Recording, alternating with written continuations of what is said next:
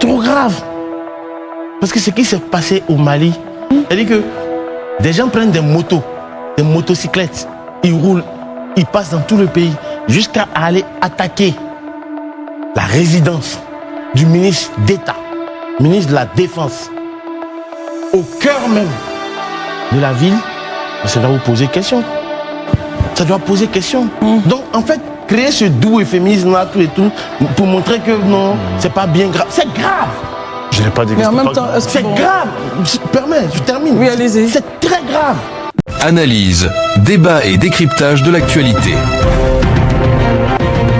Daouda Coulibaly, la situation au Mali inquiète. On a donc cette attaque conjointe qui a endeuillé et, comme on l'a dit, toute notre sympathie au peuple malien ainsi qu'à la famille du général touché. Comment est-ce que vous observez cette attaque? Et puis après, on fera un second tour de table pour voir l'impact sur la sous-région. Donc, Coulibaly.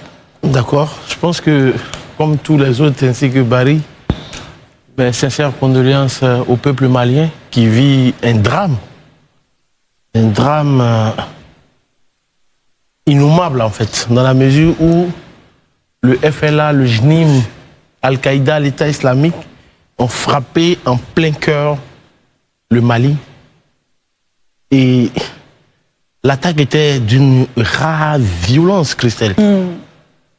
La citadelle dite imprégnable a été touchée en plein cœur. Dites imprégnable comment? Oui, la citadelle, c'est eux qui disaient que la citadelle est imprégnable. Ils ont ramené la sécurité, ils ont ramené ceci. Vous parlez du gouvernement malien? Oui, je parle du régime malien.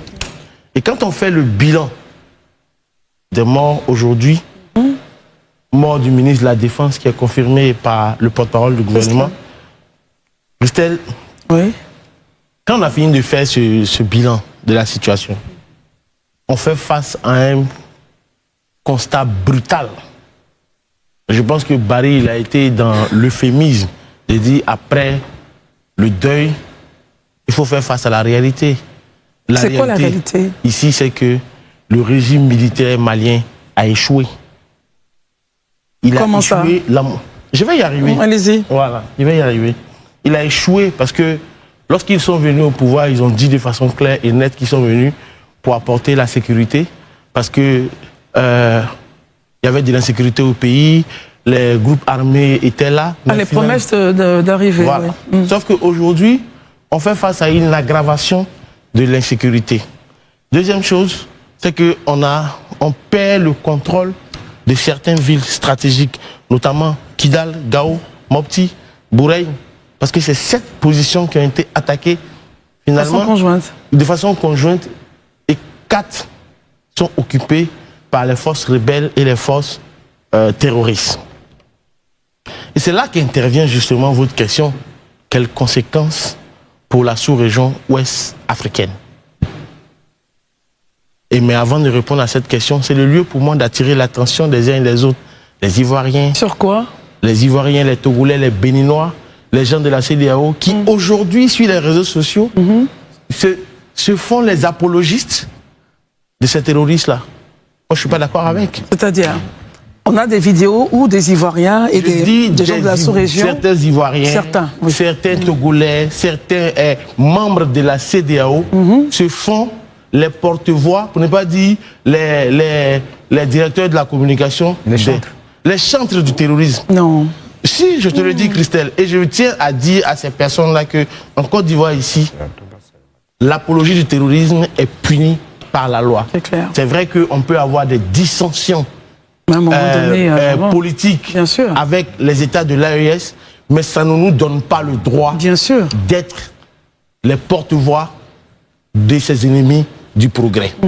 Parce qu'aujourd'hui, Christelle, on fait face à une extension de cette crise-là vers notre pays.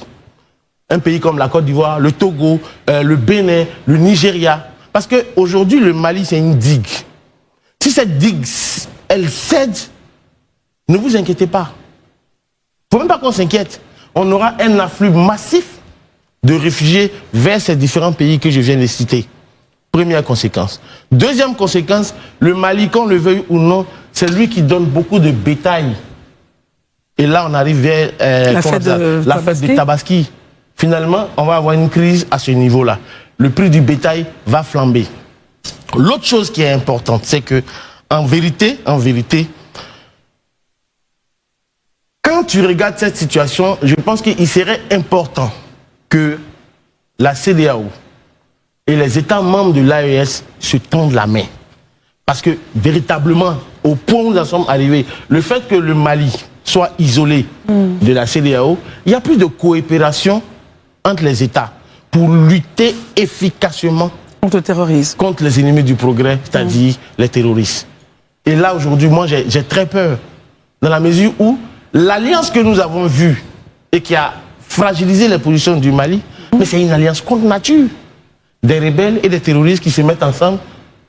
Si je devrais faire un choix, ça c'est mon choix personnel, si je devrais faire un choix entre un régime militaire et un régime du califat, mon choix, ce serait... Parce que le terme califat, justement, a été utilisé. Certains disent certains voudraient installer un califat. Et vous l'avez dit, c'était une alliance contre nature, justement, Élisée Bouloubeu, que nous avons vue et qui a endeuillé le Mali. Après votre analyse, je ne sais pas si en même temps on prendra votre point... on parle de la CEDEAO avoir produit un communiqué, certes, mais est-ce qu'il ne faut pas les dépasser pour une fois la question des communiqués et puis voir comment on s'entraide entre Sud-Africains de l'Ouest, parce qu'en définitive, on occupe la même surface géographique. Aucun pays ne pourra déménager, ça c'est clair. Allez-y, Élisée. Déjà, Christelle, avant que je ne puisse aller plus loin dans mes propos, vous me permettrez d'exprimer encore sincèrement tout mon soutien au peuple malien qui depuis quelques jours, disons, traverse des moments difficiles, des épreuves terribles. On ne le souhaite vraiment pas à son pire ennemi ce qu'ils vivent actuellement. Je voudrais en tout cas saisir l'occasion aussi pour présenter mes condoléances à la famille du général Sadio Camara. C'est vrai qu'on peut ne pas être d'accord avec la ligne que les uns et les autres ont choisie, mais je pense que ça ne doit pas nous faire perdre notre humanité et notre fraternité. Vraiment, il y a quoi encore au peuple malien. Et nos prières, en tout cas, vous accompagnent, espérant que vous sortez rapidement de cette spirale. Et bien, quand je finis de dire ça, je dis que c'est bien dommage ce à quoi on assiste. Mais je pense que c'est fait la politique de l'autruche que de dire qu'on n'avait pas vu ça venir. Depuis quelque temps, on est tous contemporains de l'histoire. On savait que la situation sécuritaire se dégradait au Mali considérablement. Vous vous rappelez encore des récents épisodes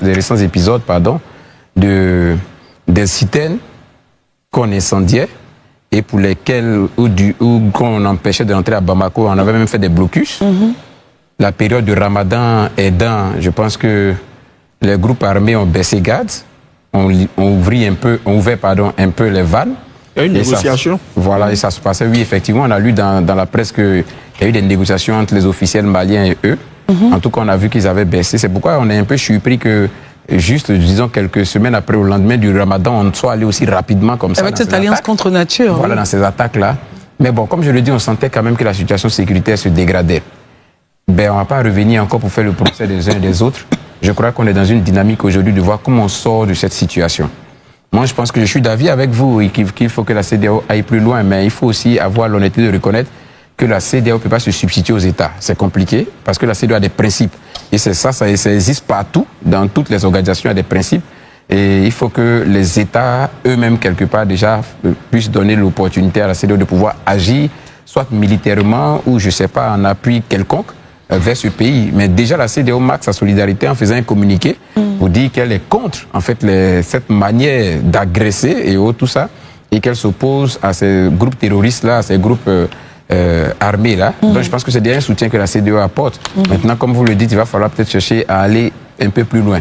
Mais quand je finis de dire tout ça, je m'assois et puis je dis, Christelle, moi, je pense que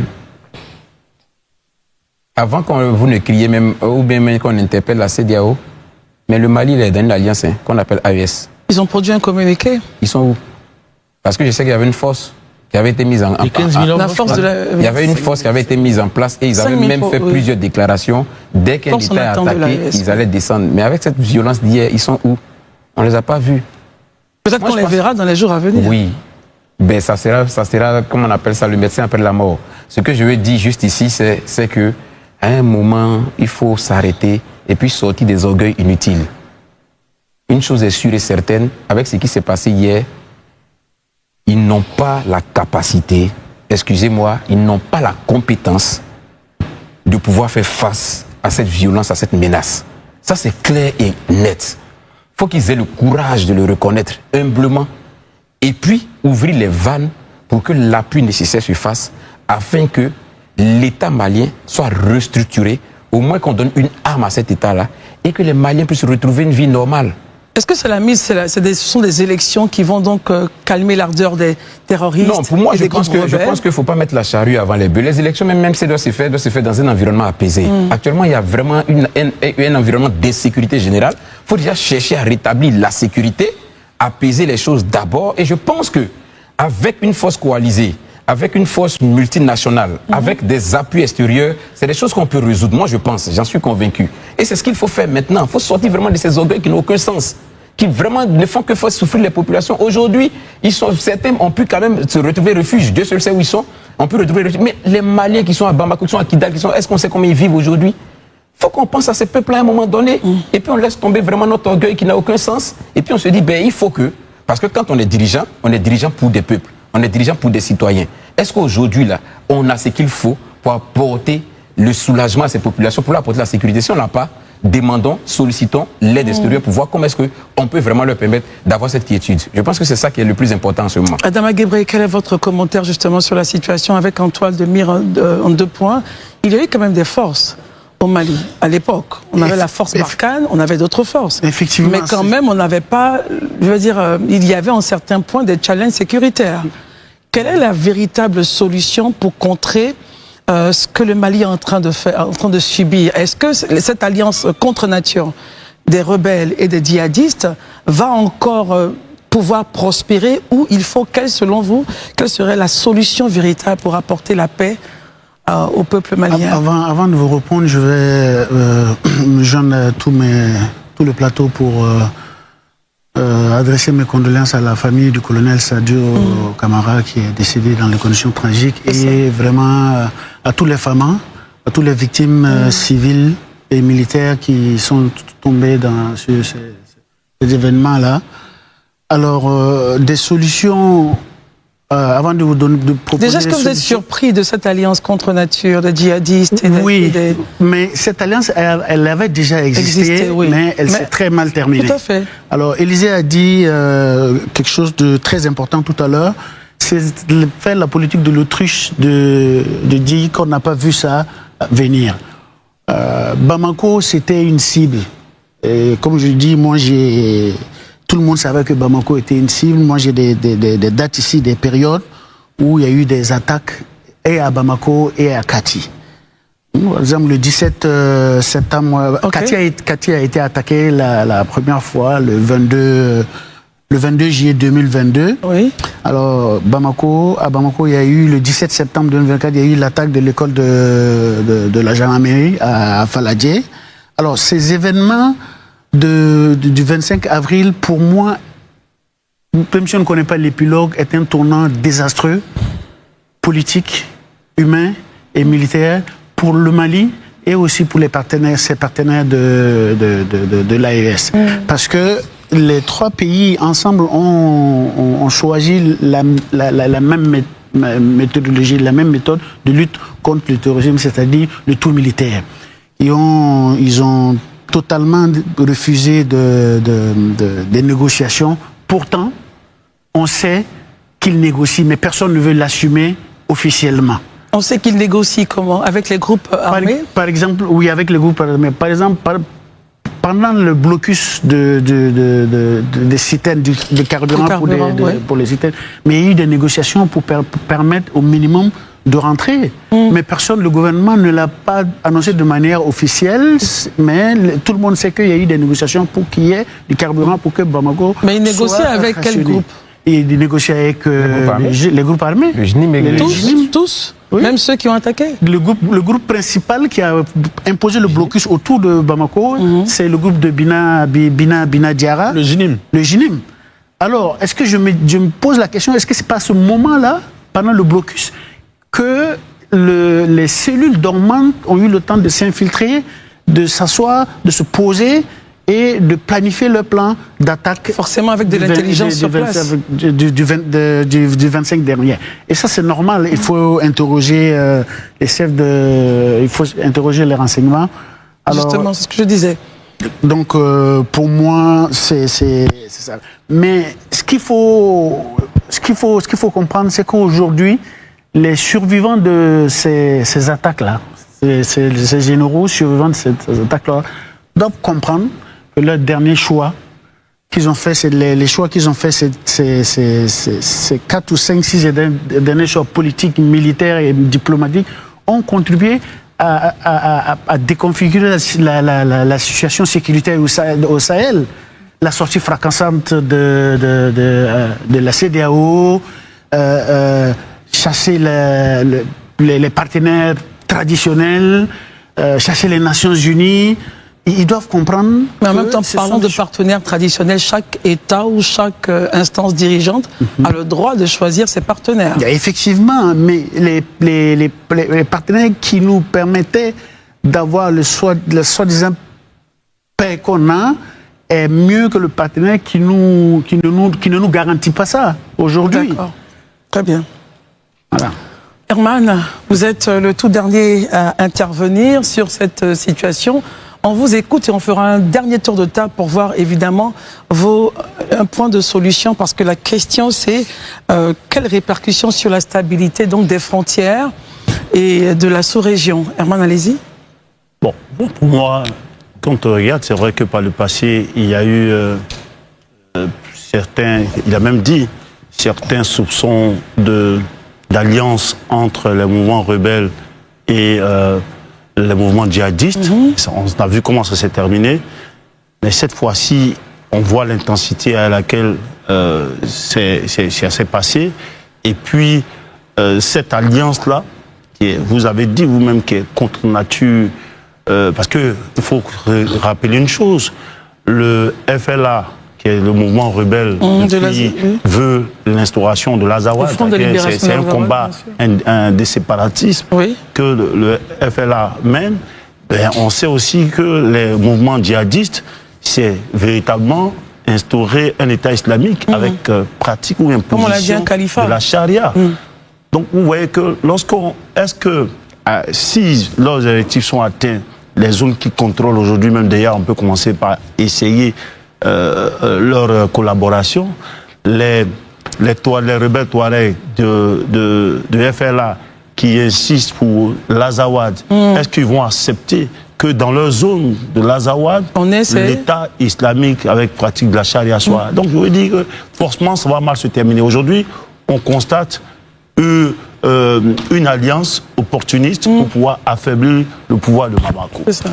Maintenant, à ceux qui disent que le Mali, l'exécutif malien aurait échoué, moi je peux dire une chose. Tout à l'heure, Guibré a dit une chose qui est passée, c'est qu'on a constaté que ce pouvoir-là n'a pas de répit en termes d'attaque, de tentatives djihadistes ou rebelles.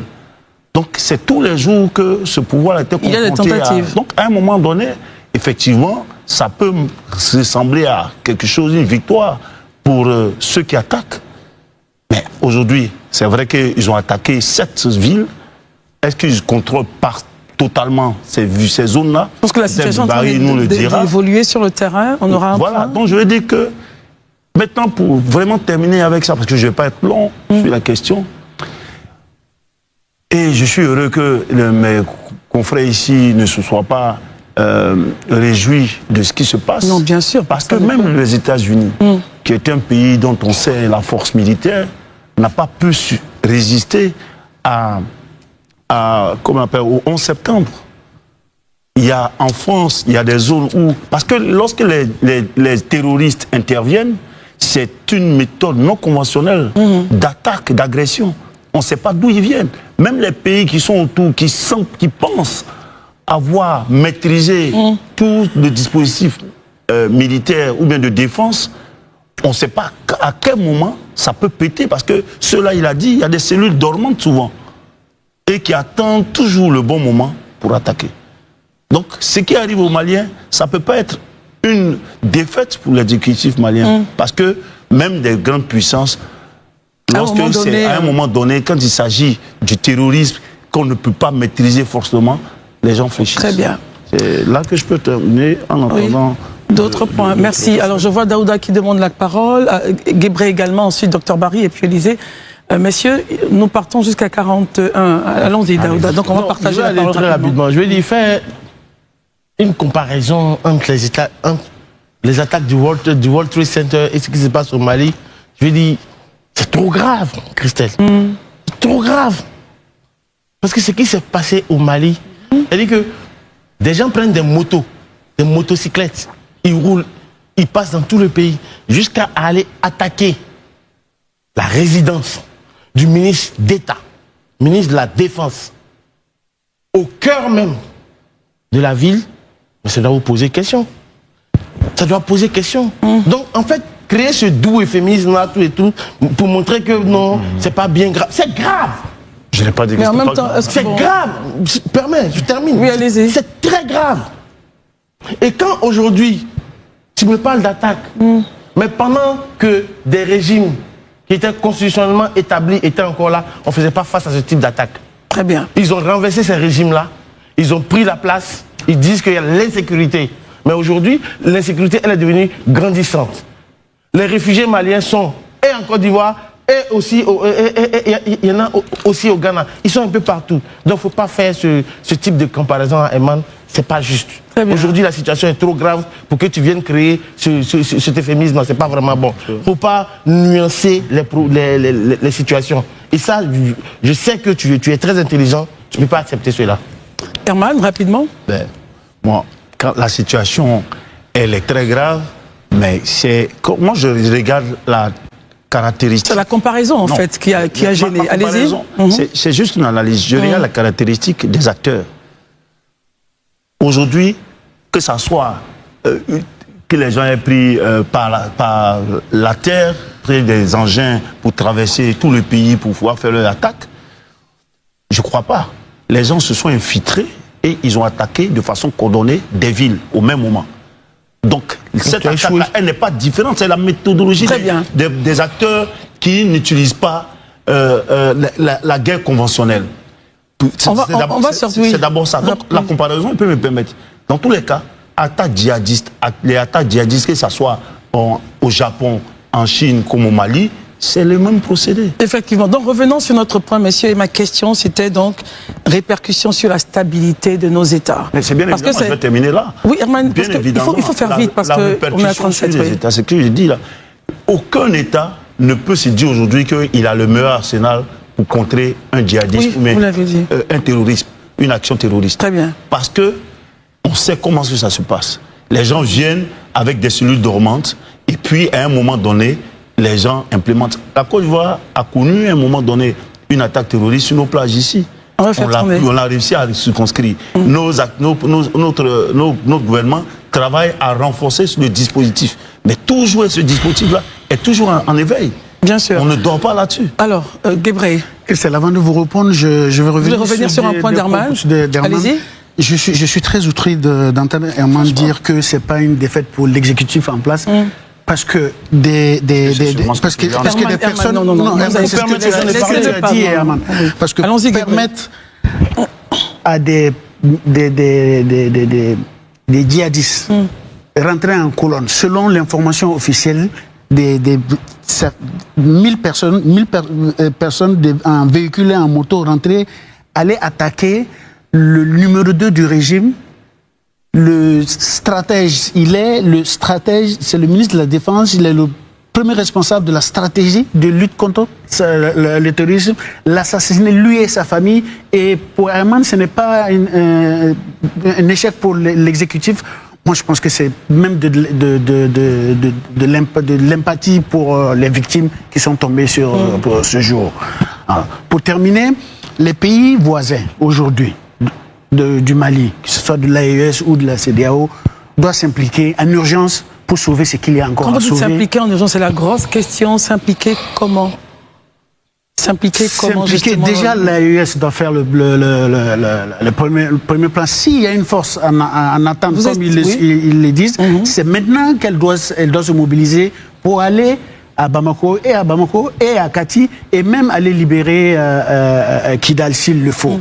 Et maintenant, derrière, on peut ouvrir les vannes de négociations contre les autres pays de la CEDEAO, parce que ça y va des intérêts économiques, stratégiques et politiques des autres pays aussi. Bien sûr. Alors justement, je suivais donc une chaîne internationale et la question c'était, est-ce que la digue sud-africaine pourra tenir justement si ce genre Ouest-africaine. J'ai dit sud-africaine, excusez-moi, je me suis... Est-ce que la digue ouest-africaine pourra tenir si on a encore ce genre d'action avec l'afflux de réfugiés? Et évidemment, vous le savez que souvent, sous le prisme de migration, on peut avoir des groupes qui pénètrent les espaces. Alors, Dr Barry, j'aimerais avoir votre point dessus. Christelle, je pense que à force de répéter les mêmes erreurs, on va subir les mêmes conséquences. Il faut poser les bonnes questions. À mon avis, dans nos États, pas que les États du Sahel, on ne pose jamais les mêmes questions. On parle de terrorisme, de groupes armés. Quelle est l'origine du conflit? Qui sont les acteurs? Il faut tant que vous n'avez pas identifié... Est-ce que vous pensez que les États n'ont pas identifié les différents acteurs? La crise Touareg au Mali, là, elle date de 1968. Tout à fait. Ça fait plus de 50 ans. Il y a eu des groupes qui se sont régénérés. Ceux qui sont aujourd'hui à la tête de ces groupes armés-là, c'est leurs oncles, c'est leurs grands-parents qui étaient là hier. Donc il y a un problème social qu'il faut résoudre. Ce n'est pas le militaire tout court qui va mettre ce conflit-là, qui va mettre fin à ce conflit. Il faut déjà intégrer ça. Il y a une escroquerie qui circule sur les réseaux sociaux. Quand on dit on ne négocie pas avec les terroristes, c'est la plus grande escroquerie vocale et verbale qui existe sur Terre. Les États-Unis d'Amérique ont indexé les talibans comme des terroristes. 20 ans, ils ont fait la guerre, ils ont fini par négocier au Qatar, les talibans sont au pouvoir. Aujourd'hui, qui sont les responsables du JNIM? Qui sont les responsables de Al-Qaïda? Qui sont les responsables du FLA? Ce sont des citoyens maliens. Avant, il y avait des Algériens. Droukdel a été tué, Belmokhtar a été tué, l'autre, El Sarawi, il a été tué. C'était des citoyens algériens. Vous tuez les chefs, mais les autres, les cellules sont là. Ça veut dire que la stratégie n'est pas bonne. La stratégie la meilleure, c'est de tendre la main à certains parmi eux pour essayer de les recaser. Lorsque l'armée malienne a libéré Kidal, à mon avis, ils s'y sont mal pris après la libération de Kidal. Qu'est-ce qu'ils auraient dû faire? Il fallait tendre la main, puisque le groupe du FLA était affaibli à l'époque. Ils étaient affaiblis. Ils avaient perdu Kidal. Au lieu de rester dans le triomphalisme militariste, il fallait les tendre la main. C'est vrai, on a récupéré Kidal. Vous êtes nos frères. Essayez de rentrer dans le rang. Très bien, donc, Dr Barry. Le tout militaire, là, il a fait ses preuves. Israël avec le Hamas, ça date de 40 ans. Ils sont dedans. Le Hezbollah, depuis 82, ils sont dedans. Israël, c'est une grosse puissance militaire. Donc ce ne sont pas nos armées qui vraiment n'ont pas certains moyens qui vont continuer à s'aveugler avec du militarisme. Il faut intégrer le social. Les Touaregs, là, ils ont des chefs de tribus, on les connaît. Les Peuls qui sont au centre du Mali à Mopti, là, ils ont des chefs traditionnels qu'on connaît. Il faut que les Maliens se parlent. Parce que si les Maliens ne se parlent pas, vous allez envoyer l'armée des États-Unis au Mali, ils vont tuer les chefs, mais le phénomène va perdurer parce qu'on n'a pas pris en compte le volet social et le volet intégration mon point politique. Quand on finit de faire cette analyse, je reviens sur ma question, l'impact sur la sous-région. C'est ça le point. Si le Mali est déstabilisé, Christelle, c'est toute la sous-région. Les familles maliennes, quand le Mali est déstabilisé, où elles vont? En Côte d'Ivoire. En Côte d'Ivoire, au Sénégal, en Guinée. Au Togo. Est-ce que vous pouvez filtrer ceux qui rentrent? Vous savez qui est terroriste? Est-ce que le terroriste porte un boubou bleu? Il est en civil, il n'est pas en treillis. Ce que je dis, on ne sait pas qui est qui. Je disais que sous le prisme de la migration, on peut avoir beaucoup de choses qui vont traverser les frontières. Donc il faut accepter le dialogue avant le tout militaire qui n'apporte aucune solution depuis plus de 15 ans. Élysée? Bon, pour répondre à la question, les impacts d'une telle situation, je pense que au-delà de l'inquiétude de la migration, de la descente des migrants parmi lesquels il peut y avoir des infiltrés, moi je pense que ça c'est la première menace qu'on voit, mais au-delà de ça, il y a la menace économique sous-régionale. Bien sûr. Parce que quand un État est déstructuré et qui n'arrive donc plus à pouvoir faire face à ses engagements économiques dans les associations sous-régionales ou bien au niveau de la Banque centrale, c'est problématique. Bien sûr. Ça devient un problème. Ça veut dire finalement, il y a un qui ne cotise plus, qui ne peut plus cotiser, mais pour qui tout le monde doit pouvoir aussi, avec qui tout le monde doit pouvoir faire une action de social. Donc du coup, ça devient économiquement difficile. Donc ça, c'est un véritable problème encore. Les opérateurs économiques ne peuvent plus travailler dans des conditions de sécurité pareilles. C'est-à-dire que le tissu économique, il est fragilisé. Ça devient difficile. Donc l'un dans l'autre, c'est problématique pour la sous-région. C'est une perte, aussi bien pour le Mali, mais que pour l'ensemble de la sous-région. Parce qu'il y a des opérateurs qui commerçaient avec les autres pays qui pourront plus, compte tenu de la situation. Donc vraiment, il y a déjà cette conséquence. Mais deuxièmement, le risque ici, c'est que c'est le risque que ça fasse tache d'huile, que certains se disent, puisqu'il y a des pays déjà où il y a des groupes armés qui sévissent. Donc si les autres ont pu franchir la barrière, arriver jusqu'au bout, nous aussi on peut tenter. C'est ça. Donc voilà, et ça peut faire effet de boule de neige. C'est ça qu'il faut justement éviter. Troisièmement, et je suis d'accord avec Abari quand il dit le tout militaire n'est pas la solution. Je pense qu'on ne va pas réinventer l'eau chaude. Hein. Vous voyez en Côte d'Ivoire, quand il y a eu les attaques terroristes, la réaction qu'on a eue tout juste une réaction militaire pour repousser. Mais après, on s'est rendu compte que ça ne pouvait pas sur le long terme tenir. Il fallait apporter une réponse sociale. D'où le programme social du gouvernement, PSGouv 2, dans son volet lutte contre les fragilités en zone nord, qui a porté ses résultats et qui a permis aux uns aux autres de ne pas écouter les sirènes des déstabilisateurs. Donc ça, c'est des exemples qu'on peut implémenter quand on va finir de nettoyer. Maintenant, comme je le dis, il faut qu'on baisse l'orgueil. L'orgueil inutile. Voilà. C'est-à-dire que cet orgueil inutile qui n'a aucun sens et qui, bien au contraire, plonge les peuples dans la misère, il faut qu'on laisse tomber ça. Et puis qu'on se dise qu'au final, on est tous des frères africains, se donner la main et puis essayer de résoudre la question sécuritaire au Mali, au Burkina, au Niger, afin que, pour le bien même des dirigeants qui sont là, pour le bien des populations, on ait une sous-région apaisée, tranquille, qui permette de se projeter dans l'avenir, parce qu'on ne va pas rester éternellement à régler des conflits. Les générations ont besoin de travail, les générations ont besoin d'espoir, d'espérance. De tels spectacles ne leur offrent pas de la visibilité sur le futur.